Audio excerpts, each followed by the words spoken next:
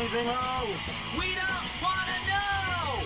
We're dedicated, yes, To our favorite shows. Oh, my circuits! Everybody loves Hypnotoad. Scary dog! Pearson and Blurnsball. Futurama. Good evening. You are listening to a Radulich Broadcasting premiere podcast, TV Party Tonight. I'm your host, the mandated reporter, and frankly, I'm mortified, Mr. Mark Radulich. And tonight, our favorite made-for-TV movie is Zombie Tidal Wave, brought to you by the good people at the Sci-Fi Network and whatever other production company serves up this schlock. Schlock like Sharknado, Sharknado 2, Sharknado 3, and other Sharknado-type movies. Joining me on this podcast tonight, first, this was actually his idea, so don't blame Canada, blame Jason Teasley. How you doing, sir? How can you blame me? And for once, I actually got billing over, Robert. Yeah, this is a historic day. This is a historic day in my life. I have achieved a plateau that will never be attained again. Yeah, this is the only way you can guarantee that you get top billing and first choice. You have to actually pitch the idea. Fair enough. And joining us, as just mentioned, his arm was not twisted, lest he try to convince you otherwise. He was not made to watch this. He invited himself, and he's always welcomed. There's no issue there. But don't let him make you believe that he's under some sort of duress with this nonsense tonight. He came walking in here of his own volition to tell you why none of this works that way. Ladies and gentlemen, Robert Winfree. How you doing, sir? Yeah, again, I'm not claiming Mark's harassment on this one. They said, hey, we're doing this. Alexis wound up bowing out. I said, all right, fine, I'll be a third voice kind of thing. And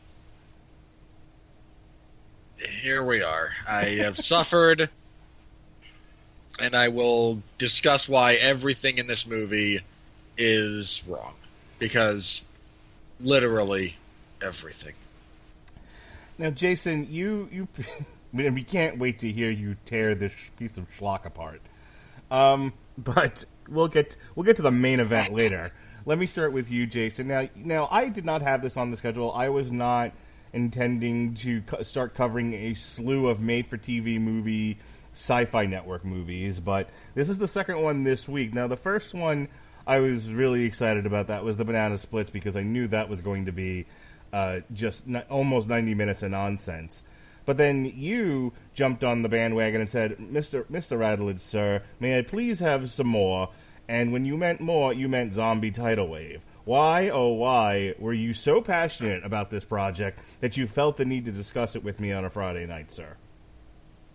Well, in all honesty, you don't watch horror movies. So I figure, a pansy like you may watch a sci-fi horror movie to help me and Robert out. So I pitched this idea. You a sport. Needless to say, so is my 12-year-old daughter, because she watched it with me. And I'm pretty sure that if possible, she would be on this podcast tearing this movie up along with Robert.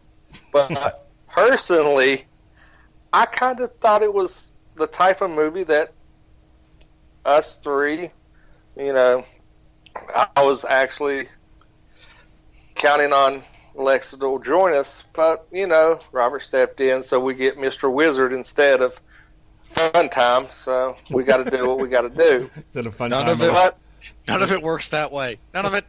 Instead of Fun Time Alexis Hanna, we get Mr. Wizard Robert Winfree. Perfect. Yeah. But I seen this movie, and it looked just so absolutely ridiculous. I figured it would fit in mine and your wheelhouse, Mark, so I pitched the idea. See, I feel like I'm being mischaracterized. They're like, You are not. I feel like I am, and it's my podcast, so allow me at least a few minutes to defend myself here. I get I get labeled as this pansy who won't watch horror movies. I've watched plenty of horror movies. I've seen all of the original Nightmare on Elm Streets. I've probably seen a few Friday the 13th over my time. I've seen. You and I did a long road to ruin on the what was the Robert? What was the one where the one of the sequels? I know I'm going to make you figure it out. Oh, you fucking bastard! Unexpected Adventures. I don't remember the name of it. Paranormal Activity. No, it wasn't that one I was referring to. It's the one where they. It's the one where they somehow disrupt the future.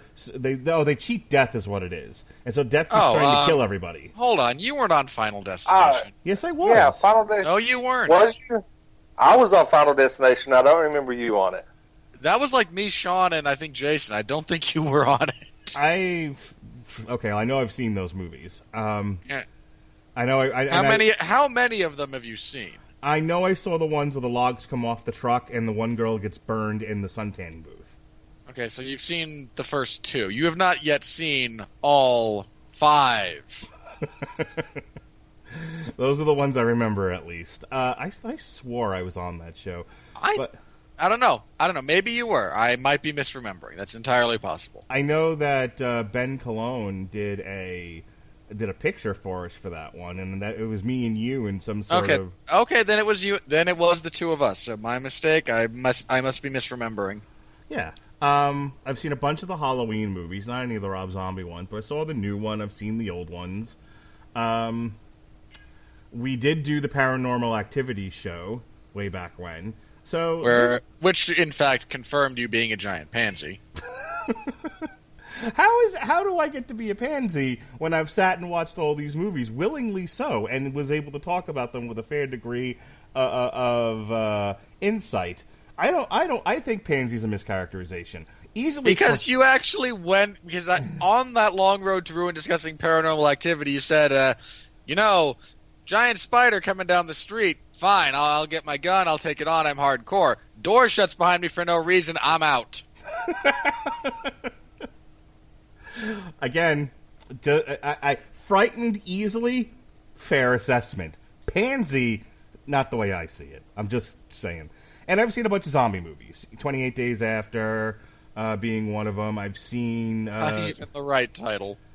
No, it's 28 days, 28 years, 28 hours, 29 hours, 32. I am not helping you. Keep digging. 45, 67 hike. The Outbreak monkey zombie movie. You know the one. Anyway. Well, there's actually a movie called Outbreak that deals with a monkey bringing a disease to people. Stars Dustin Hoffman. Seen that one too. Which is not a horror movie. No, it is not. All right. The point of this is that I have seen plenty of zombie movies in my time. I don't particularly care for the genre, but I will say this to Jason's point. I am a big B-movie schlock fan. I love a good Roger Corman movie. I do enjoy the old drive-in feature, again, B, C, D movie, creature feature schlock. So when he pitched me Zombie Tidal Wave, I'm like, this is going to be made for TV. This can't be that graphic. And 2, this is right in my wheelhouse. So I rather enjoyed this. Now, we're going to break this up. You're going to get 3 different perspectives on this movie. You're going to get Jason's perspective, who is a certified horror fan. I want to see what he thinks of it. This was what he was passionate about. He wanted to talk about it. So he gets first go at this movie, what he liked, what he didn't like, things that he wants to talk about. I'm going to give my perspective. And I'm not sure where Jason falls. I thought he'd be super positive. Maybe he won't. I guess we'll find out in a moment. But I have some issues with Craft. Not a perfect movie. Shut up, Robert. But mostly I'll be positive and I'll talk about the things that I like that were consistent with this kind of movie. And then Robert will go on an epic rant detailing all of the science, which is of course what you would watch this for, that is wrong in the movie, and tell you all of the terrible craft that went into making this movie even though that's part of the charm of a B-schlock creature feature zombie movie. So you're going to get the good, the bad, and the ugly with this. Minor point of rebuttal. Oh? The inherent charm that you are going for when you make a crappy movie is a real double-edged sword, because if it doesn't achieve a degree of charm, it's just the worst. I believe charm is also very subjective. Here, it's the worst. I feel like that's subjective, but No. let's... There is a quantifiable scale. Oh God! Okay, what you have between now and when you're up to show me this quantifiable scientific scale of charm in a movie, and we'll discuss it if you can find me the evidence, Mr. Wizard. In the meantime, in between time, Jason Teasley, why did you love this movie so much? Because it is absolutely ridiculously fun. I mean, it honestly, it gave me a chance to sit down and watch a horror movie with my daughter, which is something that she has never done. But it was so cheesy and so horrific. I don't even know if we can call it a horror movie, because it was just... Whew, I can't wait to hear Robert talk about the CGI. It was just so bad that it didn't even bother her. She was making fun of how the zombies walked. Her and my wife were laughing it up, how the zombies were moving. And just, it kind of looked like downtown, where I live is downtown Huntington, where, you know, the meth capital of the world right now. It looked like a typical Friday, Saturday night on Marshall's campus. So, I mean, but in all honesty, it was actually something that I got to enjoy with my daughter. It gave her a little insight of a horror movie where she wouldn't be too scared, because, like I said, I'm pretty sure she's almost as big as pansy as you, Mark. I don't care what you say. Not a pansy. Already proven myself. Don't need to prove it any further. No. Well, hold on, Robert. Okay. I want to take your stance. You created a hurricane to get out of watching it. I did not summon a hurricane, and I am presently not summoning Dorian. Look, you can't prove the negative. You cannot prove the negative. Moreover, you did not prove you're not a pansy. You simply presented evidence to the contrary. The jury has not yet rendered its verdict. Didn't you get scared? Wasn't you kind of scared watching the new trailer to it? I don't believe this podcast is about me and my aversion to horror movies, sir. I believe you were invited on here. To talk zombie tidal wave. Why don't you stay on topic, dick? Because I've run out of counter arguments. Let's change the subject. But like I said, I mean, it was something fun. Like I said, it was something that I figured me and you could share, Mark. Just have a good laugh.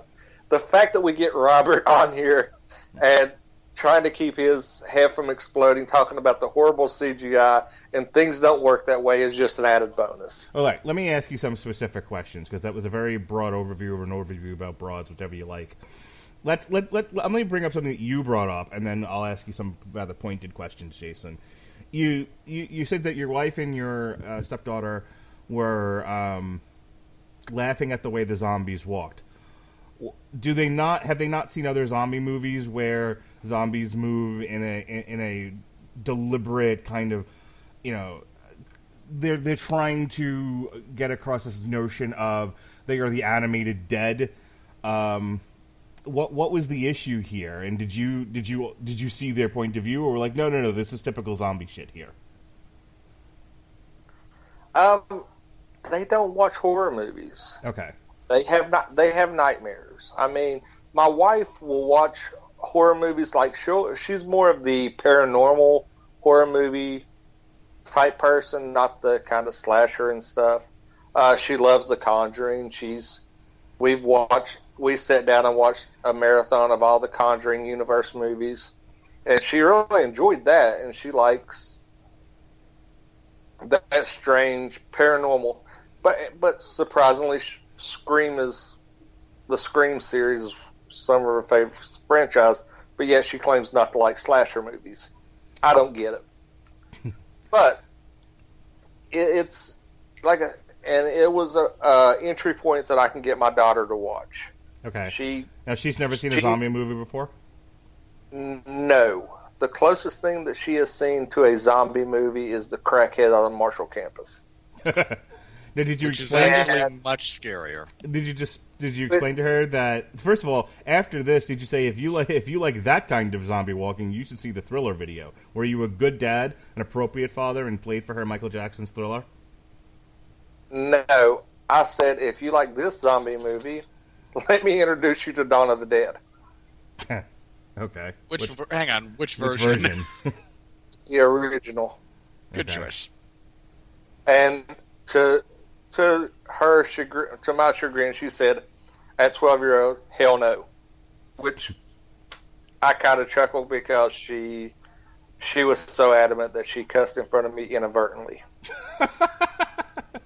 Okay, so horror is not her wheelhouse. Got it. Yeah, if you want a zombie movie to share with your child, I recommend Train to Busan.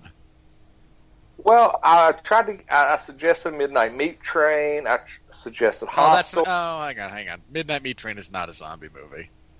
No, I'm just saying. I'm talking horror movies in general. How about Shaun of you the recommended? Hang on. You recommended Hostel to a 12-year-old?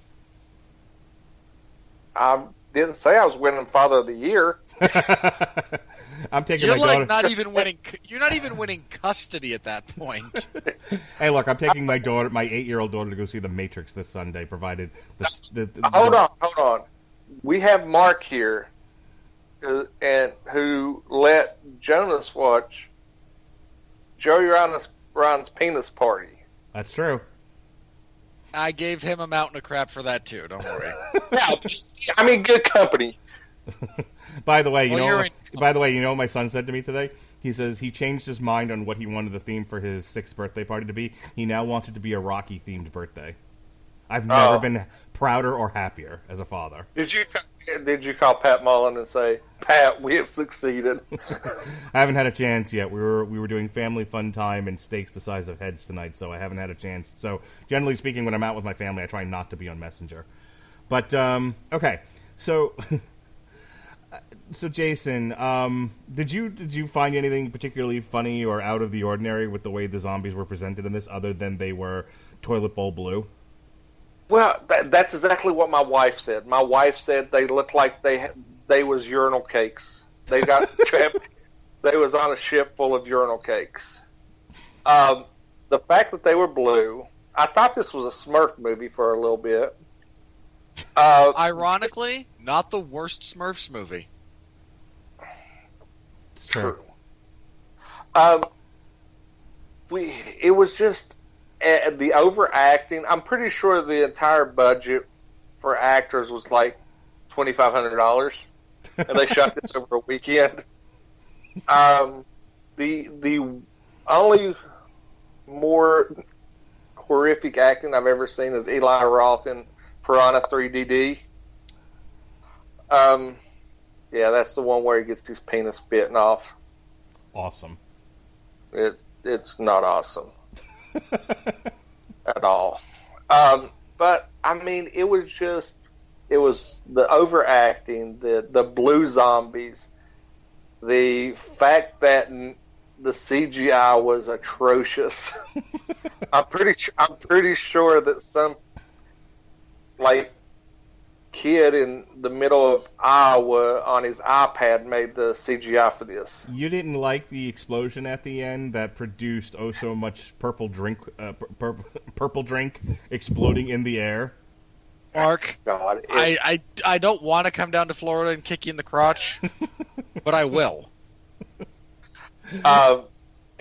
It was horrible all the way around, and the fact that you see the end has the vials washing up on there, and dog picks it up and carries it off.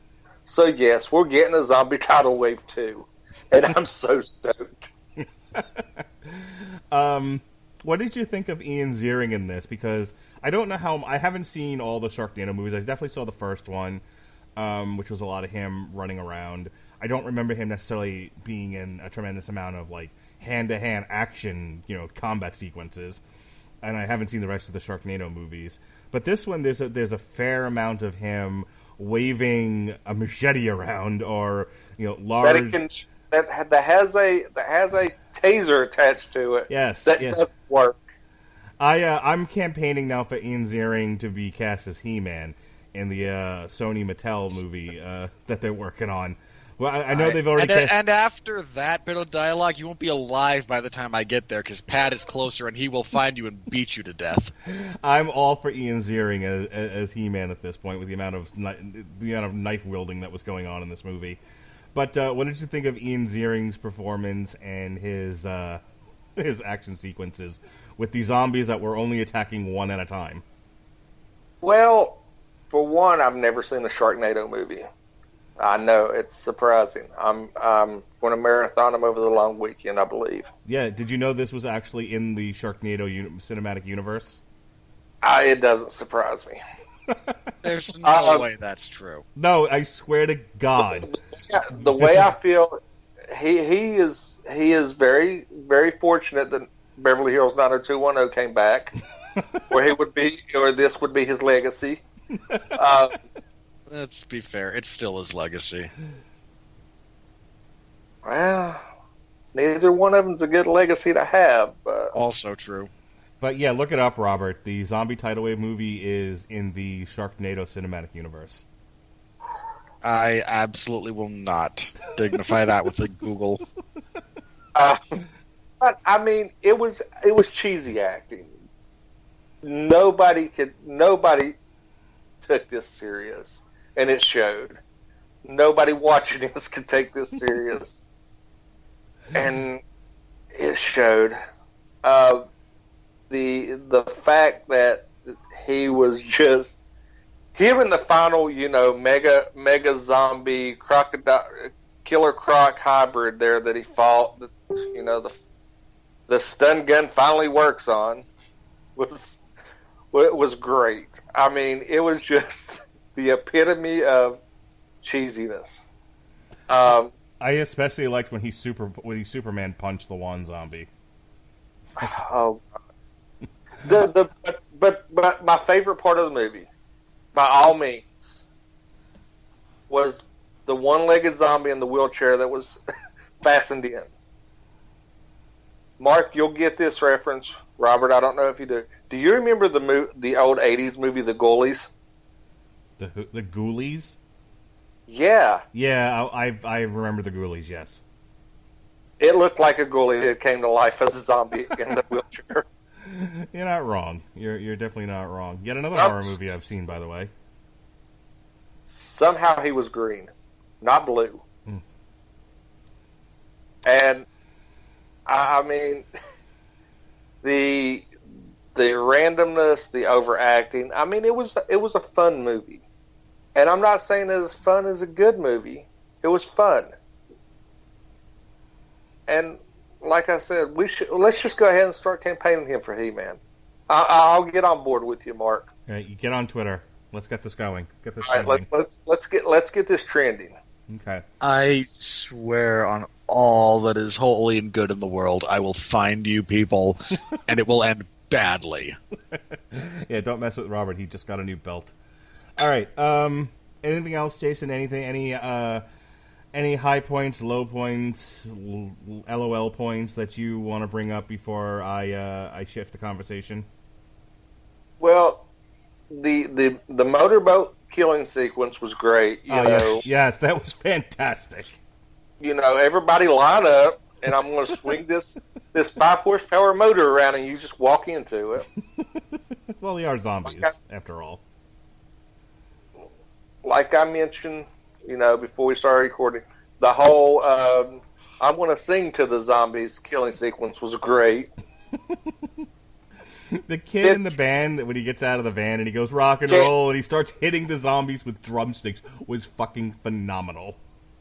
Yes, I was getting ready to say that, which was only comparable to the drummer from Germany that just started wailing on people with drumsticks. The fact that the generator I guess it was a generator, was just conveniently. It was a matter of convenience that things were just there. The girl that gets bit on the boat, her acting when she became a zombie was phenomenal. I mean, it reminded. Here we go. Get your Radulich and bingo cards out. It reminded me of Alicia Fox when she went crazy. Oh, when she was dumping Fanta on herself, the orange Fanta, Yeah. which was the best moment in the history of wrestling. It reminded me of her back when that happened. It was just over the top. I'm batshit crazy. And the fact that she just kept following one person. And the fact that he says, I just don't want to tell her mom that she's a zombie. Doesn't he at one point say, "Don't you have anything better to do?" Yeah. I mean, I'm pretty sure we can get everybody from the network to sit down and pin a better movie than this. And it'd be better acted. Good stuff. All right. I'll turn it back over to you two because I'm just waiting for Mr. Wizard to tear this apart. Well, that's why he goes last. I don't have a tremendous amount to say. There were some... a lot of what I'm going to say echoes my comments about the Banana Splits movie that Alexis and I reviewed yesterday, which was... I laughed a lot through this. I expected to laugh at it. I expected to see TV-level gross kills, which is to say ones that look horribly fake. But, you know, they're going for gory, but they're obviously models and some degree of practical effects, but just not good ones. Like, I wasn't expecting things to look super realistic, and they don't. I wasn't expecting Oscar-caliber actor. There isn't. I was not expecting the plot to make a tremendous amount of sense. It doesn't. I was, however, expecting 90 minutes of snappy one-liners and corny jokes and bad acting and terrible-looking kills that would just crack me up for the pure nonsense of it all, which is basically what the Banana Splits movie was. This is right there in that same vein. The one thing I had a problem with, the one thing that I want to talk about before I pitch it over to Robert, is if you take away the title and the actual tidal wave that brings the zombies ashore, this is just your average shitty zombie movie. It borders, you know, and again, your mileage may vary on this. Robert's going to tell us about the quantifiable methods to measure charm in a few minutes, but for me, I think charm is extremely subjective, and it kind of depends on you personally, how, you know, if it met the charm criteria for you. But other than that, like I said, it's just a kind of run-of-the-mill survival zombie movie. It's here's your zombies, here's your people trapped on an island. What are they going to do? And it's kind of reminded me of Wes Craven's Swamp Thing in that it didn't know if it wanted to be an action movie or if it wanted to be a horror. It kind of blends the two together, hence Ian Ziering doing masterful sword work and Superman punching and fist fighting with zombies through most of the movie. But the movie's called Zombie Tidal Wave. And much like the Sharknado movie, you're waiting to see the actual tidal wave event. And I remember, in the news, we've had tsunamis over the last 20 years, and we've actually had huge destructive water events. And when it's over, like the devastation that it causes is pretty severe. I would have liked them, and maybe this would have been a budgetary issue, and this is a made-for-sci-fi schlock movie, so I might have been asking for too much here, but I would have liked to have seen a real working, bustling, maybe like Hawaiian island, and then when the tidal wave hits it, give me an extended Roland Emmerich type wave of destruction and knock buildings over, crush houses, drown people. Really make, this is what we all came to see. We didn't, maybe some people tuned in because it's just another zombie movie, but I wanted to see a tidal wave hit this fucking island. The number of people still on the beach after being hit by a tsunami is... look, again, there's degrees to which, okay, my level of required realism is potentially irrational. I accept this. People staying on a beach as a tsunami rolls in and then waking up on the beach. But, again, I'm not with you on that. I want there to be unrisked... No. You have to be with me on that. There's so much else there's so much else I'm willing to go, okay, Mark's okay with this. No. This is a point that I cannot. You have to be with me on the people should not be in the same, be within 5 feet of where they are after being hit by a giant wall of water. Okay, hang on. Well, that part I'm fine with. I'm not really going to argue the minutia of where they should have landed when you're hit by, tons of gallons of ocean water. What I'm saying is the main event of this movie is that tidal wave sequence. And I remember, I was kind of in and out of the movie. I was on my phone. I was distracted with stuff. I was returning phone calls. So I was kind of watching it with one eye and doing other stuff with my other eye. But I stopped everything to watch the tidal wave sequence. And I felt it was, for the title of the movie, extremely underwhelming. That should, whatever their budget was for the CGI should have been spent mostly on this. And I don't feel like it lived up to its title. I don't feel like it lived up to its potential. Because even if you go past the no one should have been on the beach, then show the tidal wave causing immeasurable destruction elsewhere on the island. And keep going with it. Roll with this. Show people drowning. Show buildings being knocked over. Before you even get to the zombie part of it, just the destructive nature of a tidal wave alone should have been...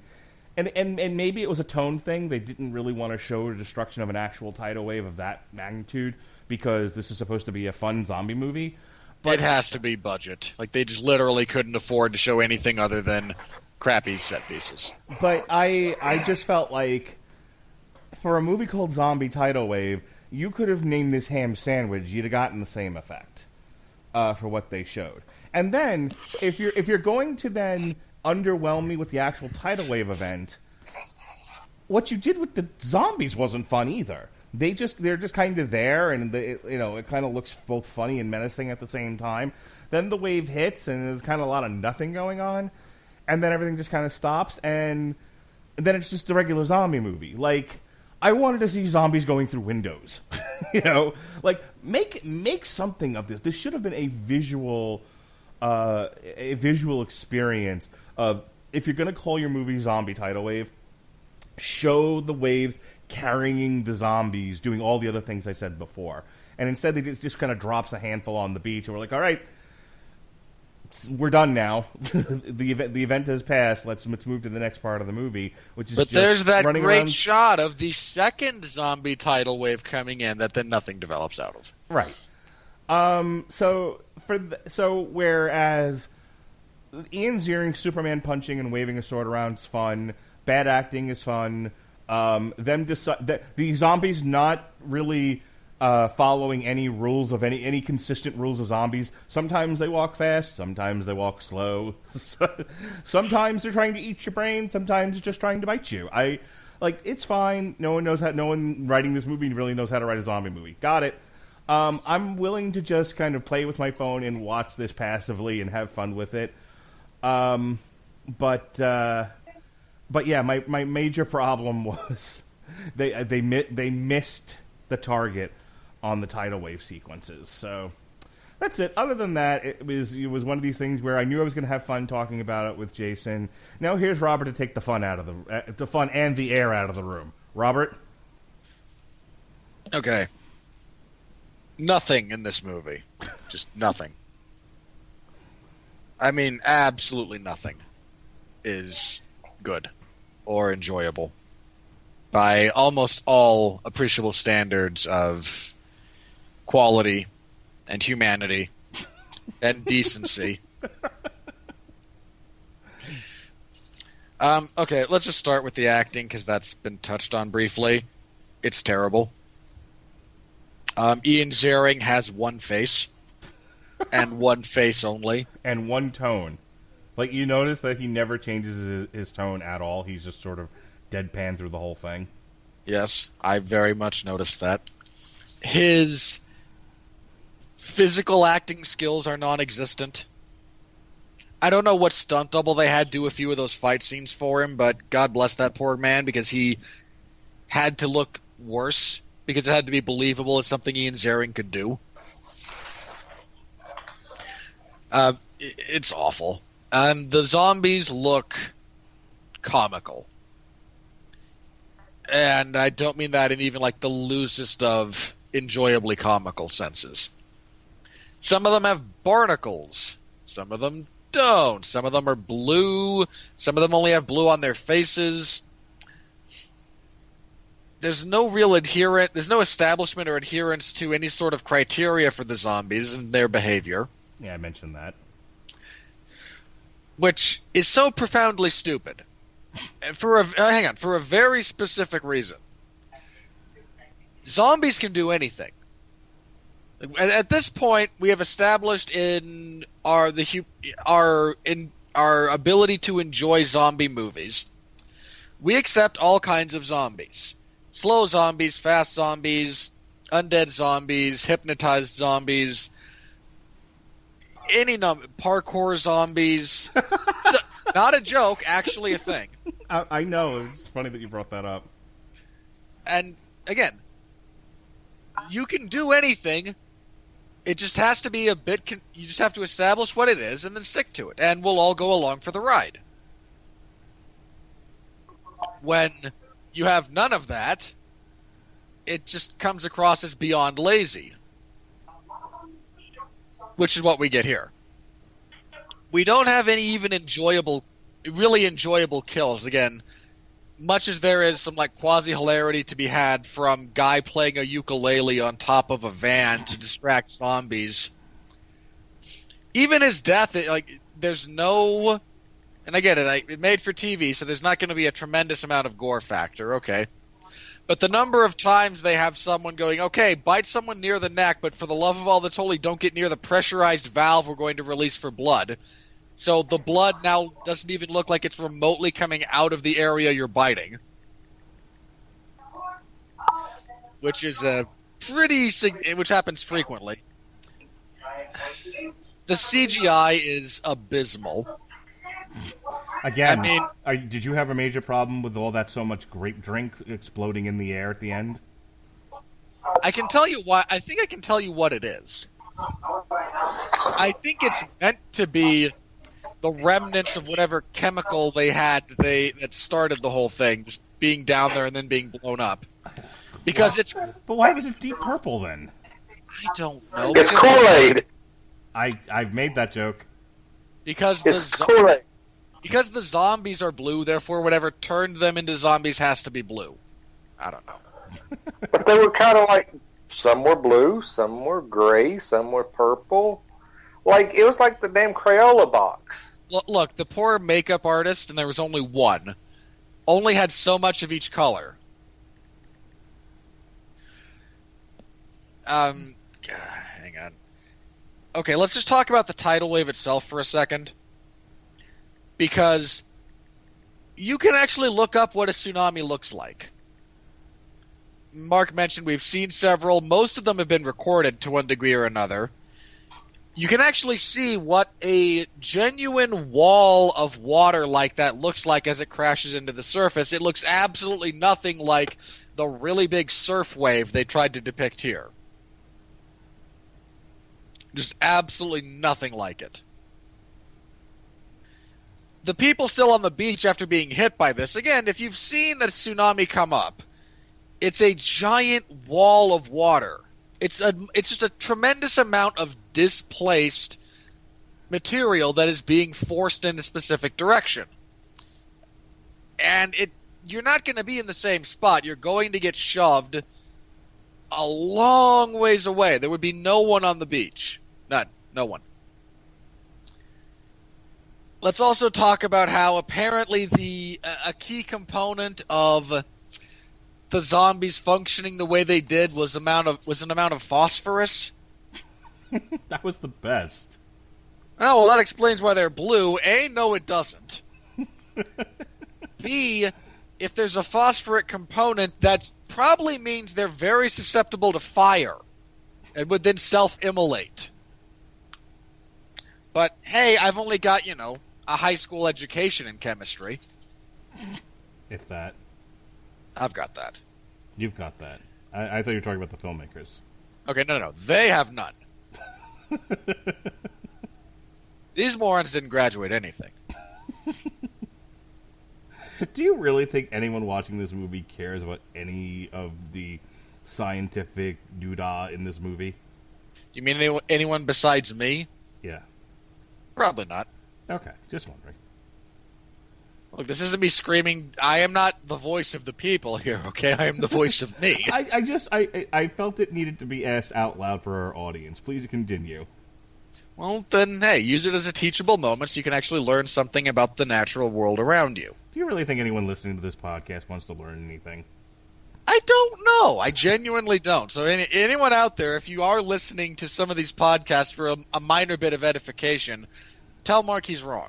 You really think anyone listening to this podcast knows what edification means? Go on. Just continue talking. No. Yes, that one I will stump for our audience, such as it is. Good for you. They know what edification means. David Tennant has a podcast. Go on. Of course he does. I'm sure it's full of nothing, much like the majority of his career.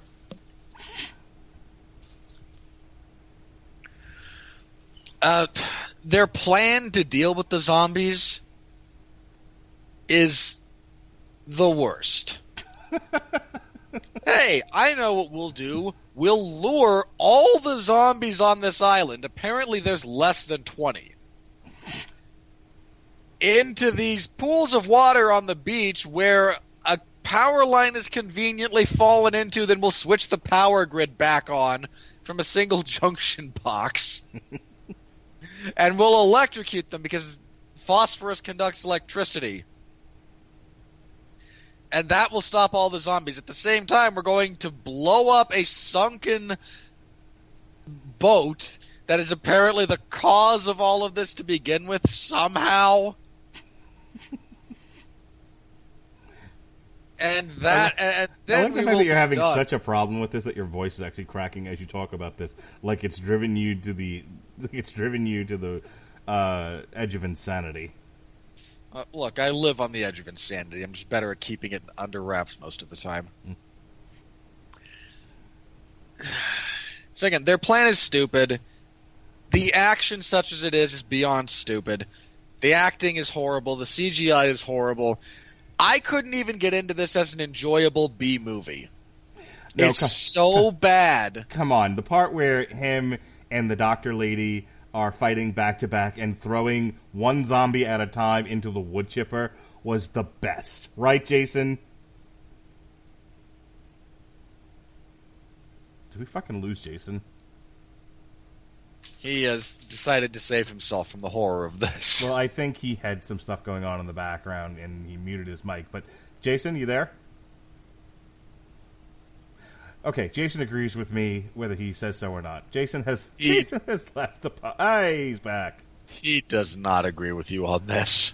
Jason, you there? Oh my god. Alright, anyway. Can you hear me now? I can hear you now. Them throwing the zombies one at a time into the wood chipper was like the best part of the movie, right? It was pretty good. It reminded me of, Fargo, back then. No. Do not compare a great movie to this in any way, shape, form. I said that scene, the wood chipper scene, it gave a nod to Fargo.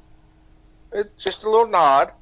Why does that guy even have a wood chipper on his property? Because he's got Because he's got gardening going on. He's got to chip wood. Yeah, who doesn't need a wood chipper is a better question. I've got a wood chipper. Not that size. Why do I have you a... have a wood chipper? Because I have a giant tree in my backyard that I have to trim. So so instead of having to carry these huge tree limbs out to the front or tie them up or whatever, or hack them up into smaller pieces and throw them in a bag, I put them in the wood chipper and then I put them in the bag. See?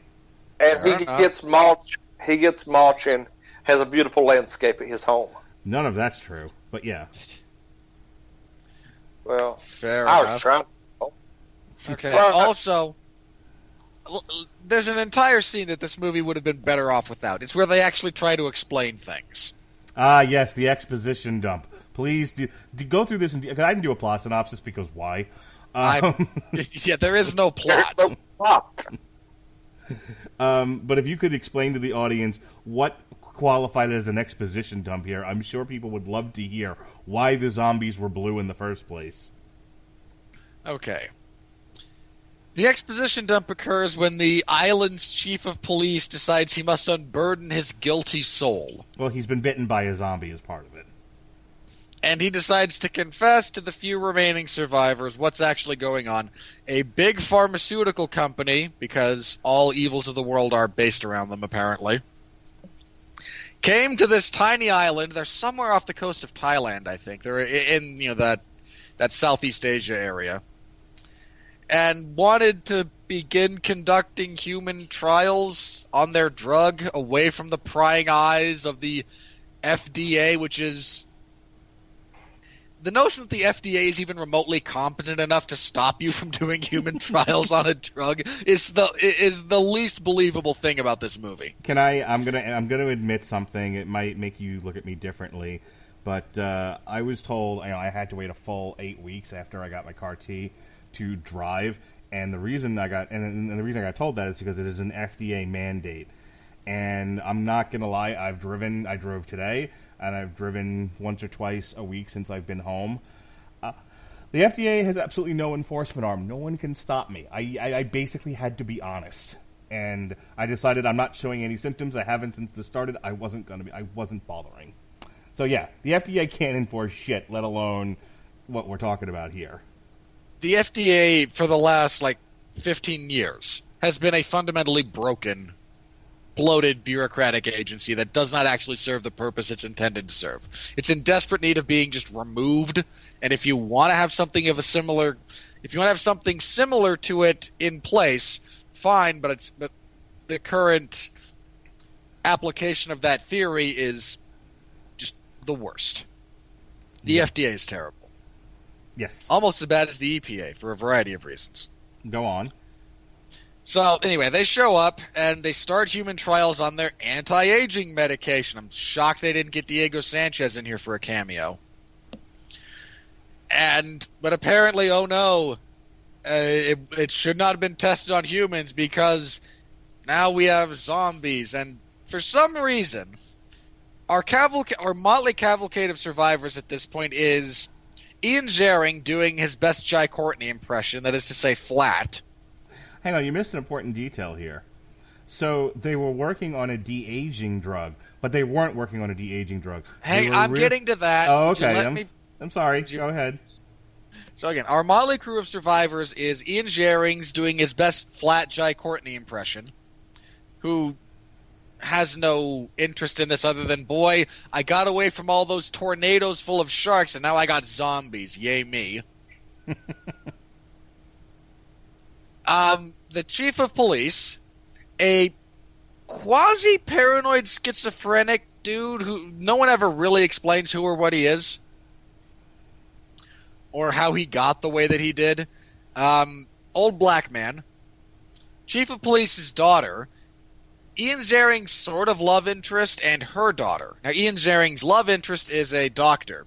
And somehow, despite having a person with documented mental health issues, even he does not leap to the conclusion, no, they were actually trying to make zombies the entire time. But our good doctor, no, they meant to make zombies because bioweapons are worth more than anti-aging. Well, yeah, because anti-aging is generally a crock of shit. And biological warfare is a real thing. it's just so badly written. It's so profoundly stupid. And somehow it takes what is already an unbelievably bad movie, and the fact that anyone even thought to try and write out exposition for it makes the entire exercise even more laughably bad. So I wrote you online and I asked you, like, because they do the exposition jump almost at the end of the movie, which I thought was a little weird. And I said, and so at the time, before I even saw that part, I wrote you on Messenger and I said, do they ever explain what the blue mist was in the water or why these were zombies in the first place? And I'm wondering now if the movie would have been better off going, it's a mystery. Like they just existed, and let's get to the fun stuff, and let's not bother explaining anything because no explanation will be good enough. Probably, and if I might, in that same vein, offer up one of my favorite B movies by way of example, the movie Tremors. There's actually not a horror movie. There's actually a sequence where the three main characters, while stranded on rocks, trying to avoid being eaten by the underground worms, speculate. They hit the three big B movie explanations for. If you go historically, there's three reasons monsters show up in B movies. The government did it. They're older than time, or they're from outer space. And each of our three main characters loosely speculates that this is where these creatures come from. And they're just killing time, and then they immediately go back about the business of survival. And it's genuinely a great thing to just go, you know what? No, we don't need the totality of backstory about these. And again, in this instance, you're only getting by to the extent that you are on the supposed charm of bad acting and a stupid premise that you're just hoping everyone has enough buy-in when they sit down to watch it to go along with you. Then you actually try to pretend you wrote something, and you just ruin everything. It was beyond stupid. The final sequence, and this is where we once again regain the stupidity. They sink an anchor wrapped in copious amounts of C4 to blow up the ship that the evil pharmaceutical company had sunk that contained all of their test subjects. Because apparently enough high explosives will solve the problem. I mean, I'm not opposed to that philosophy generally, but it's again wildly inconsistent about what actually works on the zombies and what doesn't. They apparently have enough C4, which is the most hilariously bad C4-looking thing you could ever get. That it spawns this would be the third large wave to hit this small island and is met in the same day. Again, the CGI for this explosion looks awful. You could get stock footage of the Navy testing underwater explosives, and it would look better than this. Just file footage. Free to the public. But no. The wave then again crashes onto land. Ian Ziering winds up taking the full brunt of it in the face, and then about 2 minutes later, when he shows back up, dry as a bone. Because continuity doesn't matter. No. This is just the worst. Nothing in this movie. And, okay, can I also say, I think half of the actors in this movie were members of the band that provided the soundtrack. Which is the worst. I was quite enjoying the shitty rock and roll music in the background. When he's riding the go-kart crossed with a scooter and he's got the radio playing, I was digging it. I was enjoying myself. Mark, ska music has never made anything better in the entirety of human history. Ska music is fantastic. No, it is not. Mighty, mighty, Boss Tones. Mighty, mighty, Boss Tones. Stop it. Again, yeah, no, nothing in this movie is remotely even... I got through this movie with judicious use of the fast forward function. Like, oh, I know what's happening here. Skip. Yeah, you were spoiling the movie for me. Oh, boo-hoo. This wasn't supposed to... We weren't supposed to be watching it together at the same time. Yeah, this... No. Nothing about this. Alexis, I am glad you saved yourself from having to watch this movie. So... Whatever. So, my... Boo this man. No, I do not deserve a boo this man for that. You're getting X-Pac heat. That is not true. At all. So here's my question. You only have one? Actually, I don't think I do. I think I'm trying to search for a transition, and I really don't have one. Okay. Now I remember what I was going to ask you. So you said there was a quantifiable charm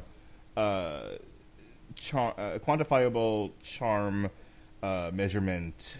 Charm. What's the word I'm looking for? There's a metric for it, yes, I believe. Charm. Okay. I need you to just spend a minute, and only a minute, explaining what that is, where it's found. We need to talk about this because I don't believe it exists. I'd rather do that as a separate podcast. I don't want to be here any longer talking about this. All right. And the first time ever on a podcast with you, you're tapping out. Got it. Terrific. Jason, any final words on this masterpiece of cinematic goodness? I just can't wait to Zombie Tidal Wave 2. And 3, and 4, and 5. Here's the problem. We need this island to be just overrun by sharks and zombies and whatever else they can throw at it. I don't see why we can't have dragons. I'd be happy with like Cabin of the Woods mashup where everything just appears on the island. Yeah. Sharks, zombies, or giant earthworms, goblins, spiders, goblins, giant spiders. Just put all of them. Hell, throw Godzilla in there or something similar. Make it Skull Island. That's where they're at. I love the premise of this. Hang on, let's. I think we need to pitch the next Ian Ziering project, which is that they don't know it's Skull Island when developers land there and start building a resort.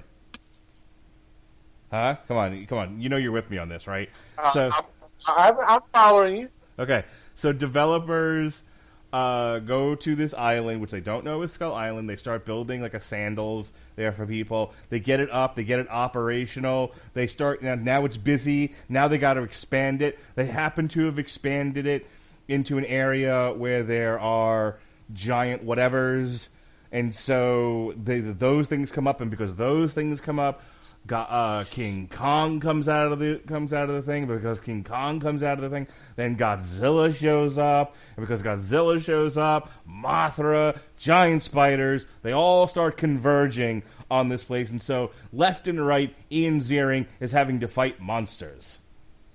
What do you think? Okay, Ian Ziering's working at the Margaritaville that just opened. Yes, he's working at Jimmy Buffett's. And the only thing that he has is a pool cue and a ukulele. And the ukulele... No, here's the thing. He keeps hitting things with ukuleles. Like, he's always finding a ukulele around, and he's el-kabonging, like, monsters.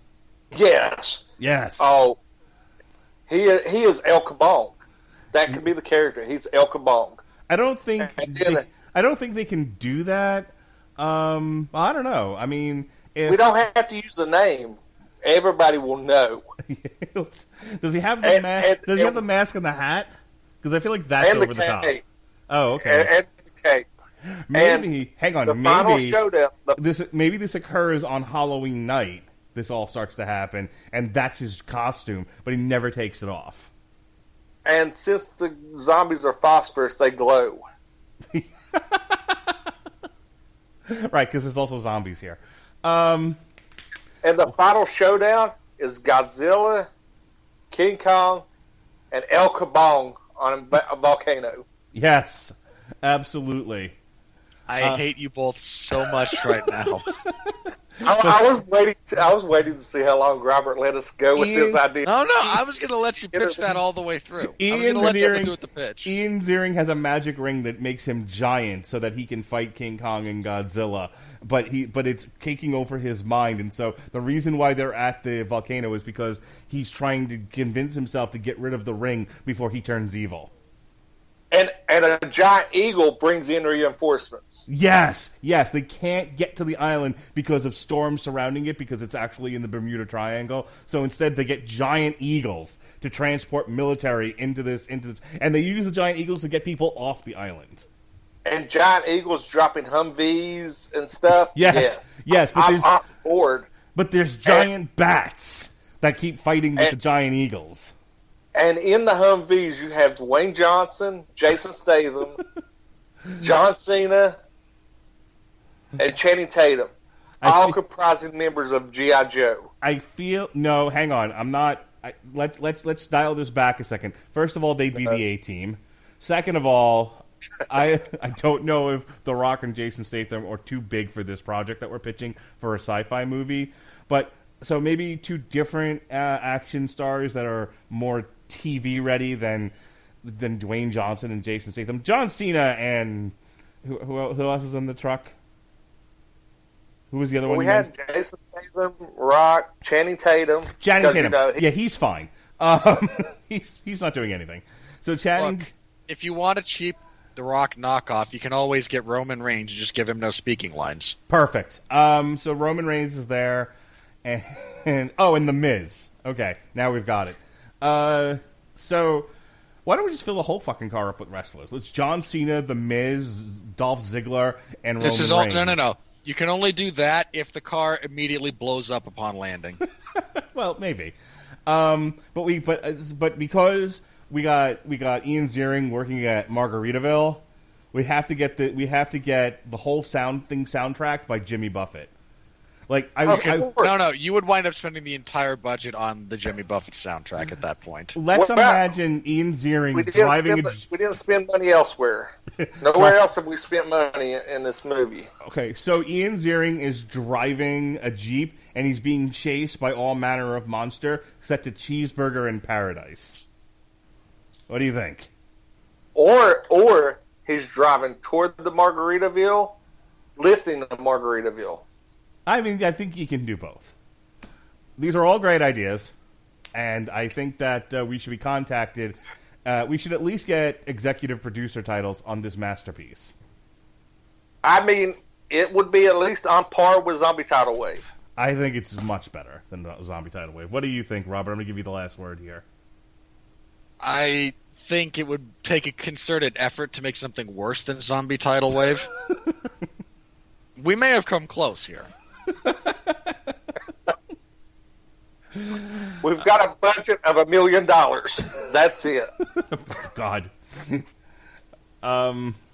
Okay. I think we've beat the silly out of this movie and stop killing it. It's already dead. So speaking of stop killing it, it's already dead. Jason, do whatever plugs you do. You can find me over on the W2M network. Where? Hang on. I need to ask you this because you do the football stuff. Yes, I do football stuff. So weigh in for me, if you would, on Andrew Luck's rather sudden retirement. Really? We're going to do this now? I think 50 words or less. Shut up, Mark. I listened to you guys pitch wrestlers in a Jeep for 2.5 hours. He can do a 50 words or less thing on this. I support his decision. He did it for his own health and mental well-being. I mean, if he would have went into CTE and been brain dead or crippled, everybody would have said he should have walked away while he could. He walked away on his own terms. It was for his mental health and his physical well-being. So I don't hate him for it. I hate the fact that in a draft I drafted him the 2 days before he retired. But hey, I understand. So what happens to your draft pick now? Do you get to pick somebody else, or are you now stuck with a guy who isn't playing?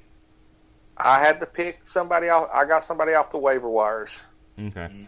So I have a more important question for you, Jason. Also, hang on. In the same vein, serious question. How inept is the Colts head office that they took a potential all-time great quarterback like Andrew Luck and did that to his career?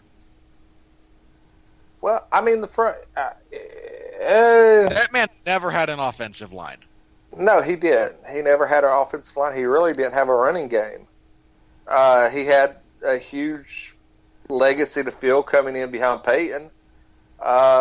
He lived up to most of the hype, but, I mean, they just never addressed giving him protection, and, you know, it led to his breakdown. Now, the rumor is, you can believe what you want, is he's going to be in the front office of the XFL, considering his dad is the chairman. Okay, that actually nepotism. That actually brings me to my next question, Jason. So I know you're in the podcast game, and for some odd reason, you, like a whore, you stand on a corner waiting to be called instead of just, you know, with the exception of tonight, actually pitching ideas. So I'm pulling up to you on the corner. I see that you've pulled your skirt up and your leg is out. I'm gonna be a long time, $5 sucky. Yeah, that's what I'm looking for. I'm looking for a back alley blowjob here in the form of an XFL podcast. What do you think? I could, I couldn't do it by myself, but I mean, hell, I'll give it a. Mark will watch the XFL. If nothing else, I've got a guy that would probably do the podcast with me. Yeah, if you can. One condition there's one condition. Okay, I'm not paying you. We do it inebriated. Yeah, please. If you could be high and fucked up, that's fine. He will be high. I will be drunk. Yeah, that's perfect. I don't think anybody should watch the XFL on clear air. But here's the thing. So you need to record your podcast and either send the audio to me or send it to Jesse, and we'll put it up for you. You just record it whenever and send me the audio. Can you do that? I will touch base with him as we are speaking right now, as I'm doing my plugs. Okay. So, as far as plugs go, you just heard it here. I've been poured out for yet another one. The prodigal son is coming home, where I got my podcasting start. Yeah. Now stop crying. I don't ask you to do shit.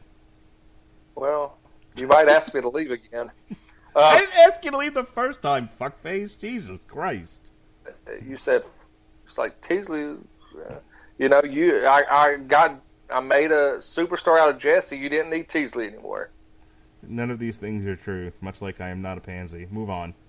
I'm pretty sure hang on, no. I distinctly recall that conversation, Mark, where you said Jason was the Marty Jannetty to Jesse's HBK.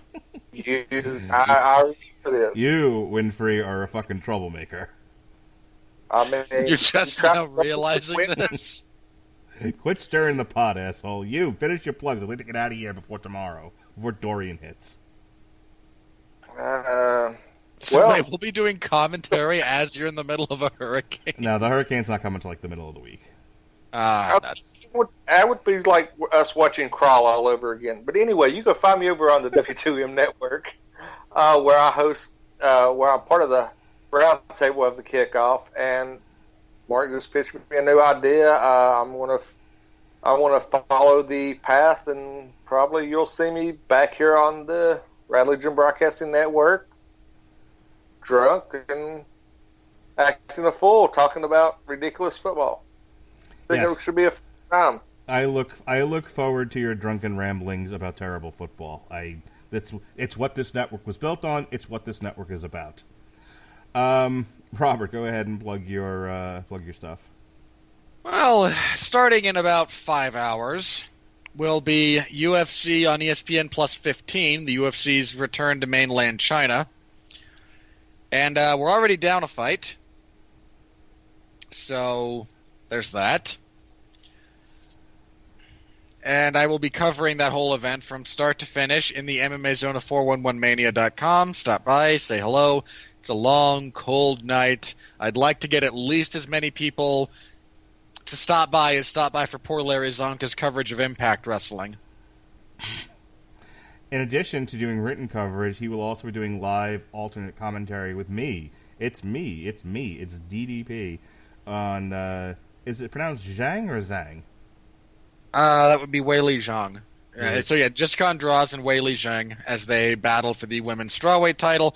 Weili Zhang totally not getting this shot just because she's the highest-ranked Chinese Chinese fighter in any given division, and we want to stoke nationalism. Not at all. Is she a Chinese Chinaman?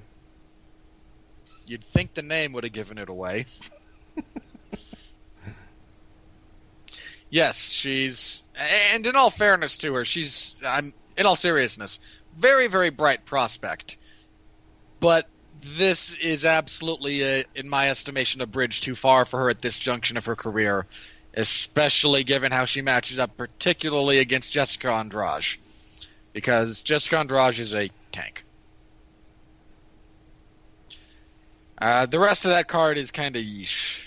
Again, there's a handful of... The co-main event's good. Elizeu Zaleski dos Santos is going for his 8th consecutive win at welterweight, and he's still only ranked number 14. But hey, we gotta have Robbie Lawler and Rafael dos Anjos ranked higher than him. Not how this works, you bunch of moronic DJs who contribute to these rankings. Just none of them. Bunch of idiots.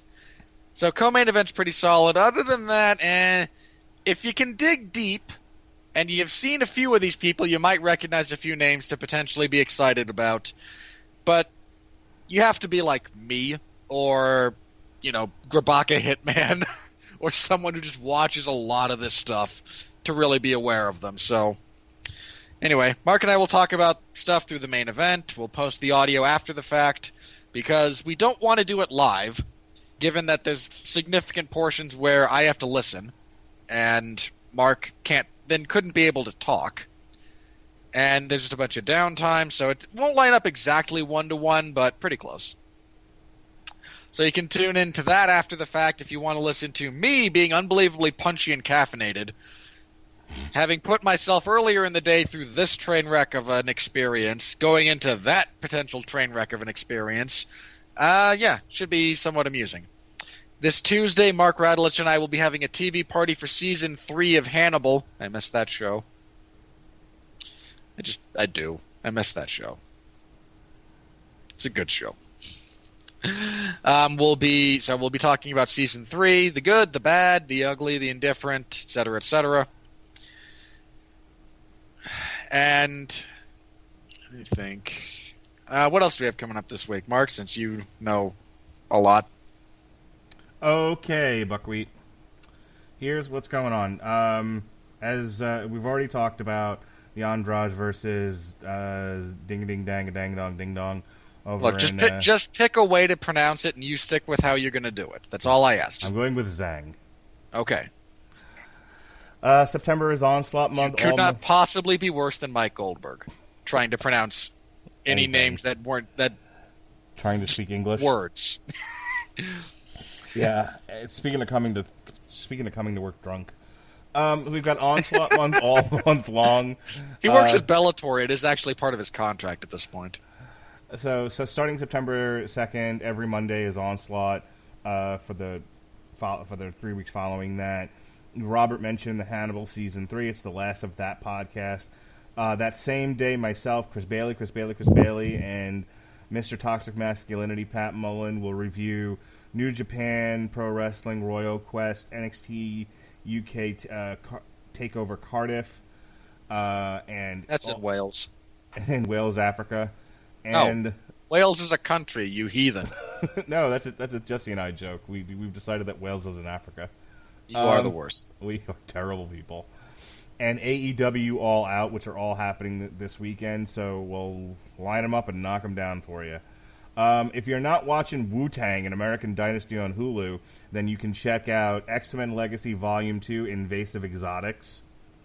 But I highly suggest finding time for both. Watch Wu-Tang and American Dynasty on Hulu, and then listen to our podcast, or vice versa, however you like it. Don't watch anything on Hulu, because Hulu is terrible. Wu-Tang ain't nothing to fuck with. I'll tell you that right now. I am prepared to vehemently disagree with you on that point. Shut up! Jesse and I will be reviewing Season 3 of Legion. And for like the first time in 2 weeks, I fucking have a day off from podcasting. Yay me, until somebody pitches me something and I, like a whore, never say no. Wait, which day would this be? Friday, September 6th, assuming that I'm not trying to dig out of a hurricane. Much as I would love to pitch you something, I think I'm covering...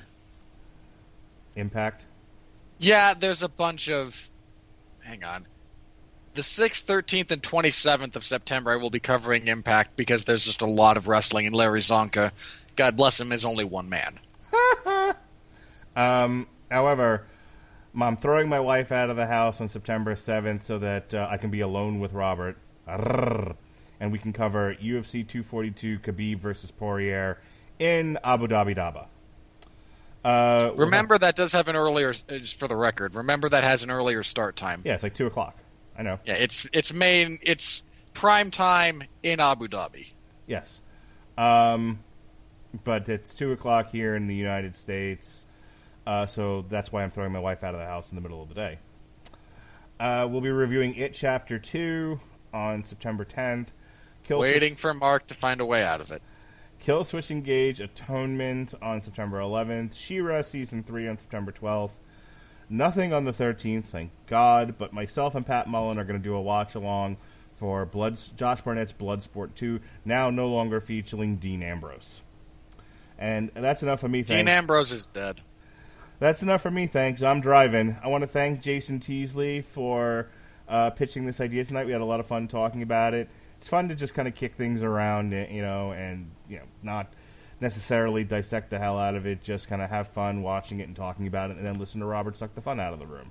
That's what we're all about, for folks, sucking the fun out of things. Hey, I have a lot of fun doing that, so if I'm gaining fun, is that actually removing fun from the equation? Is this a net thing? No, I believe it's sort of a circular, so wherever the fun goes, it's still present.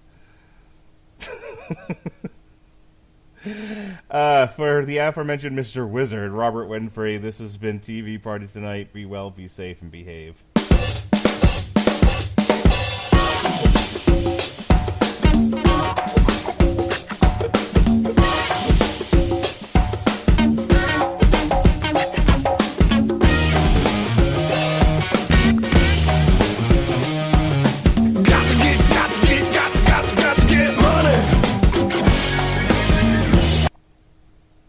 Hey everybody, I really do hope you love the Radulich Broadcasting Network.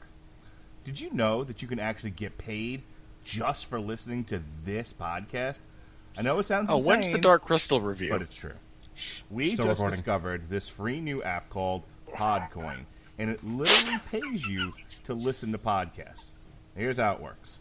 You listen to podcasts, and you earn Podcoin while you listen. Then you turn that Podcoin in for gift cards at places like Amazon or Starbucks, or if you're a good person, you could even donate that Podcoin to charity. The more you listen, the more you earn. Here's what you do. Download the app right now on iPhone or Android, and I have a special code for you. Simply use our code MARKWED5. That's capital MARKWED 5. Capital MARKWED 5. MARKWED 5. And you'll get 300 Podcoin just for signing up. And if you listen to enough of us on there, you can get a cappuccino at Starbucks or an Amazon gift card on us. So go ahead and go listen to this podcast or virtually any podcast on Podcoin. And sign up with code MARKWED5. I swear it'll change the way you listen to podcasts.